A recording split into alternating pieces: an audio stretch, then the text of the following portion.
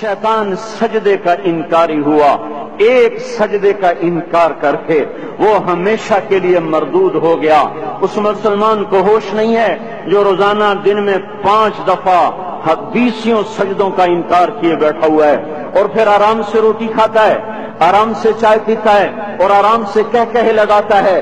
ایک سجدے کا انکار ہو کر شیطان ہمیشہ کے لیے مردود ہوا۔ جس نے فجر کا انکار کیا سجدوں کا، پھر ظہر کے سجدوں کا مذاق اڑایا، پھر عصر کا مذاق اڑایا، پھر مغرب اور عشاء کا مذاق اڑایا، اور 8ویں دن سر پہ ٹوپی رکھ کے آیا۔